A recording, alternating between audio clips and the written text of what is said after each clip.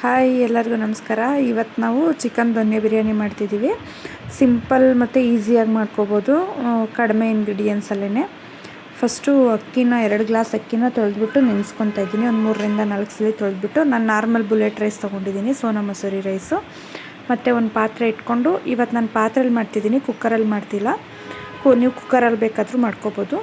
ಒಂದು 50 ml ಅಷ್ಟು ಎಣ್ಣೆ ಹಾಕ್ಕೊಂಡು ಅದಕ್ಕೆ 3 ಲವಂಗ, 1 ಪೀಸ್ ಚಕ್ಕೆ ಮತ್ತು 2 ಏಲಕ್ಕಿ, 1-2 ಪಲಾವ್ ಎಲೆ ಹಾಕ್ಕೊಂಡು ಫ್ರೈ ಮಾಡಿಕೊಂಡು, ಮತ್ತು ಅದಕ್ಕೆ ಮೀಡಿಯಮ್ ಸೈಜ್ದು 3 ಈರುಳ್ಳಿ ಉದ್ದುದ್ದ ಕಟ್ ಮಾಡಿಕೊಂಡು ಹಾಕ್ಕೊಂಡಿದ್ದೀನಿ. ಅದನ್ನೇನು ತುಂಬ ಡೀಪ್ ಫ್ರೈ ಮಾಡ್ತಿಲ್ಲ, ಕಲರ್ ಚೇಂಜ್ ಆಗುವಷ್ಟು ಉರಿತಿದ್ದೀನಿ ಅಷ್ಟೇ. ಅದಾದಮೇಲೆ ಚಿಕನ್ನು ಮತ್ತು ಅರಿಶಿಣದ ಪುಡಿ, ಉಪ್ಪು ಇಷ್ಟೂ ಹಾಕ್ಕೊಂಡು ಚಿಕನಲ್ಲಿ ನೀರಿರೋದೆಲ್ಲ ಬಿಟ್ಟು ಅದು ಆಯಿಲ್ ಬಿಡೋವರೆಗೂ, ನೀರು ಇಂಗಿ ಆಯಿಲ್ ಬಿಡೋವರೆಗೂ ಚಿಕನ್ನ ಚೆನ್ನಾಗಿ ಹುರ್ಕೊಳ್ಳೋಣ. ಅಷ್ಟೊತ್ತಿಗೆ ಇವಾಗ ಮಸಾಲೆ ಹಾಕ್ಕೊಂಡು ಬರೋಣ.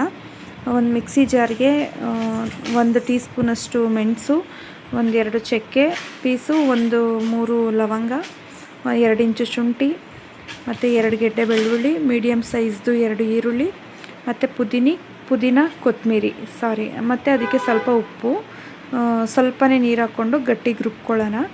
ಉಪ್ಪು ಏನಕ್ಕಪ್ಪ ಹಾಕೋದು ಅಂದರೆ ಕಲರ್ ಚೇಂಜ್ ಆಗೋಲ್ಲ, ಅದು ಗ್ರೀನಾಗೇ ಇರುತ್ತೆ ಮಸಾಲ ರುಬ್ಬಿರೋದು. ಮತ್ತು ಇಲ್ಲಿ ಚಿಕನಲ್ಲೂ ನೀರು ಬಿಟ್ಟು ಅದೆಲ್ಲ ಡ್ರೈ ಆಗಿ ಮತ್ತು ಎಣ್ಣೆ ಬಿಟ್ಕೊಂಡಿದೆ. ಇವಾಗ ನಾವು ಪೇಸ್ಟ್ ಮಾಡ್ಕೊಂಡಿದ್ವಲ್ಲ ಆ ಮಸಾಲಾನ ಹಾಕ್ಕೊಳ್ಳೋಣ. ಅದು ಮಸಾಲ ನೋಡಿ ಎಷ್ಟು ತಿಕ್ಕಾಗಿದೆ ಅಂತ. ಇಷ್ಟೇ ಇರಲಿ, ಇನ್ನೂ ಗಟ್ಟಿ ರುಬ್ಕೊಂಡ್ರೂ ಓಕೆ, ಚೆನ್ನಾಗಿರುತ್ತೆ. ಅದು ಮಸಾಲೆ ಎಲ್ಲ ಚಿಕನ್ ಚೆನ್ನಾಗಿ ಇಟ್ಕೊಳ್ಳುತ್ತೆ.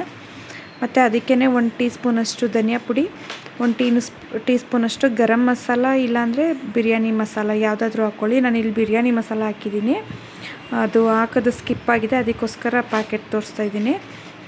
ನೀವು ಗರಂ ಮಸಾಲನಾದರೂ ಯೂಸ್ ಮಾಡ್ಕೊಳ್ಳಿ, ಇಲ್ಲ ಮನೇಲಿ ಮಾಡಿರೋ ಬಿರಿಯಾನಿ ಪೌಡ್ರ್ ಆದರೂ ಯೂಸ್ ಮಾಡ್ಕೊಳ್ಳಿ. ಮತ್ತು 2 ಟೇಬಲ್ ಸ್ಪೂನಷ್ಟು ಮೊಸರು ಮತ್ತು 2 ಮೀಡಿಯಮ್ ಸೈಜು ಟೊಮೊಟೊನ ಪೇಸ್ಟ್ ಮಾಡ್ಕೊಂಡಿದ್ದೀನಿ. ಅದು ನಾನು ಹಾಕ್ಕೊಂಡು ಆ ಮಸಾಲ ಎಣ್ಣೆ ಬಿಟ್ಟು ಡ್ರೈ ಆದಮೇಲೆ ಮೊಸರು ಮತ್ತು ಟೊಮೊಟೊನ ಹಾಕ್ಕೊಳ್ಳೋಣ. ಅದೂ ಅಷ್ಟೇ, ಅದನ್ನು ಚೆನ್ನಾಗಿ ಸ್ಮೆಲ್ಲೆಲ್ಲ ಹೋಗಿ ಹಸಿ ವಾಸನೆ ಟೊಮೊಟೊದು, ಅದನ್ನು ಅಷ್ಟೇ ಎಣ್ಣೆ ಬಿಡ್ಕೊಳ್ಳೋವರೆಗೂ ಚಿಕನ್ನ ಹುರ್ಕೊಳ್ಳೋಣ. ಮೀಡಿಯಮ್ ಫ್ಲೇಮು, ಇಲ್ಲ ಸಿಮ್ಮಲ್ಲಿ ಇಟ್ಕೊಳ್ಳಿ, ತಳ ಹಿಡಿಯಲ್ಲ. ಇದು ಪಾತ್ರೆ ದಪ್ಪ ಇದ್ದರೆ ತಳ ಹಿಡಿಯಲ್ಲ, ಪಾತ್ರೆ ಸ್ವಲ್ಪ ಮಂದ ಕಮ್ಮಿ ಇದ್ದರೆ ತಳ ಹಿಡಿದ್ಬಿಡುತ್ತೆ. ನಾನು ಅವಾಗವಾಗ ತಿರುಗಿಸ್ಕೊತಾ ಇರೋದು, ಅದಕ್ಕೇ ಸ್ವಲ್ಪ ತೆಳು ಇದೆ, ಇದು ಇಡ್ಲಿ ಪಾತ್ರೆ ಅಲ್ವಾ. ಮತ್ತು ಅದಕ್ಕೆ ನೋಡಿ ಚೆನ್ನಾಗಿ ನೀರು ಬಿಟ್ಟು ಎಣ್ಣೆ ಬಿಟ್ಟಿದೆ.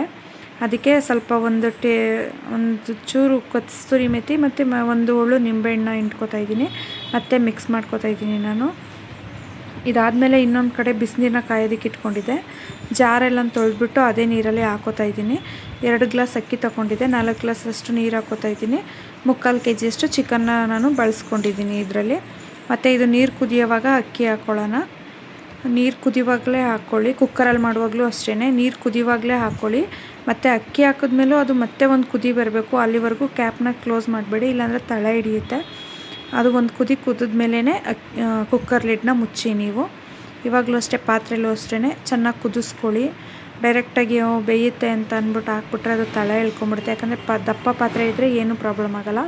ಸಣ್ಣ ತಳ ಗಟ್ಟಿ ದಪ್ಪ ಇರಲ್ವಲ್ಲ, ತೆಳು ಇರುತ್ತಲ್ಲ, ಅದು ತಳ ಎಳ್ಕೊಳ್ಳೋ ಚಾನ್ಸಸ್ ಇರುತ್ತೆ.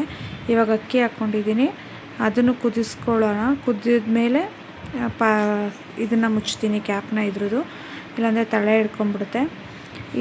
ಈ ಥರ ಒಂದು ಸಲ ಟ್ರೈ ಮಾಡಿ, ತುಂಬ ಚೆನ್ನಾಗಿರುತ್ತೆ ಬಿರಿಯಾನಿ. ನಾನು ಮಾತಾಡುವಾಗ ಸ್ವಲ್ಪ ತೊದಲುತ್ತಿದ್ದೀನಿ, ಬಟ್ ಇಂಗ್ರೀಡಿಯೆಂಟ್ಸ್ ಎಲ್ಲ ಪರ್ಫೆಕ್ಟಾಗಿದೆ, ಹಾಕ್ಕೊಳ್ಳಿ. ಈಗ ಅಕ್ಕಿ ಕುದಿಯೋವಾಗಲೂ 1 ಹೋಳು ನಿಂಬೆಹಣ್ಣು ಇತ್ತಲ್ಲ, ಅದನ್ನು ಹಾಕ್ಕೋತಿದ್ದೀನಿ. ಮತ್ತು ಈ ಟೈಮಲ್ಲಿ ನೀವು ನೀರು ಕುದಿಯೋ ಟೈಮಲ್ಲೇ ಉಪ್ಪು ಖಾರ ಏನು ಬೇಕು ನೀವು ನೋಡಿಕೊಂಡು ಹಾಕ್ಕೋಬೋದು. ಇಷ್ಟೇ ಇಂಗ್ರೀಡಿಯೆಂಟ್ಸು, ಸೂಪರಾಗಿ ಬರುತ್ತೆ ಚಿಕನ್ ದೊನ್ನೆ ಬಿರಿಯಾನಿ. ಸಖತ್ ಟೇಸ್ಟಿಗಂತೂ ಇತ್ತು, ಖಾರವಾಗಂತೂ ಇರಲಿಲ್ಲ. ಯಾಕಂದರೆ ಮಕ್ಕಳು ಖಾರ ತಿನ್ನಲ್ಲ ಅಲ್ವಾ, ನಾನು ಖಾರ ಕಮ್ಮಿ ಹಾಕಿದ್ದೆ. ನೀವು ಇನ್ನೂ ಬೇಕಂದರೆ ಹಸಿಮೆಣ್ಸಿಕಾಯನ್ನ ಹಾಕ್ಕೊಳ್ಳಿ, ತುಂಬ ಚೆನ್ನಾಗಿ ಬರುತ್ತೆ. ಆದರೆ ನಾನು ತೋರಿಸ್ಕೊಟ್ಟಿರೋ ಅದಕ್ಕೆ ಇಷ್ಟೇ ಸಾಕು, ತುಂಬ ರುಚಿಯಾಗಿ ಬರುತ್ತೆ. ಒಂದು ಸತಿ ಟ್ರೈ ಮಾಡಿ ನೋಡಿ. ಈಸಿ ವೇ ಇದು, ಚೆನ್ನಾಗಿತ್ತು, ಎಲ್ಲರಿಗೂ ಇಷ್ಟ ಆಯಿತು. ಮತ್ತು ಇದು ಕುದೀತಾ ಇದೆ. ಕುದಿದ್ಮೇಲೆ ಇದಕ್ಕೆ ಇವಾಗ ನಾನು ಪಾತ್ರೆನ ತೆಗೆದ್ಬಿಟ್ಟು ತವ ಇಟ್ಕೊತಾ ಇದ್ದೀನಿ. ಯಾಕಂದರೆ ತಳ ಹಿಡಿಯುತ್ತೆ ಅನ್ನೋ ಇದಕ್ಕೋಸ್ಕರ ಅಷ್ಟೇ. ಅದು ತವದ ಹಬೆಲೇ ಬೇಯುತ್ತೆ ಅನ್ನ. ಅದನ್ನು ಊರಿನ ಸಿಮ್ಮಲ್ಲಿ ಇಟ್ಕೊಂಡು ತವ ಚೆನ್ನಾಗಿ ಕಾದ್ಮೇಲೆ ನೋಡಿ, ಇವಾಗ ಸೂಪರಾಗಿ ರೆಡಿ ಆಯಿತು ಬಿರಿಯಾನಿ. ಒಂದು ಸತಿ ಟ್ರೈ ಮಾಡಿ. ಮತ್ತು ವಿಡಿಯೋ ಇಷ್ಟ ಆದರೆ ಲೈಕ್ ಮಾಡಿ, ಶೇರ್ ಮಾಡಿ, ಕಮೆಂಟ್ ಮಾಡಿ, ಮತ್ತು ನಮ್ಮ ಚಾನಲ್ನ ಸಬ್ಸ್ಕ್ರೈಬ್ ಮಾಡ್ಕೊಂಡು ನೋಡಿ. ತುಂಬ ಚೆನ್ನಾಗಿರುತ್ತೆ. ಈಸಿಯಾಗಿರೋ ಅಡುಗೆಗಳನ್ನ ಹೇಳ್ಕೊಡ್ತಾ ಇರ್ತೀನಿ.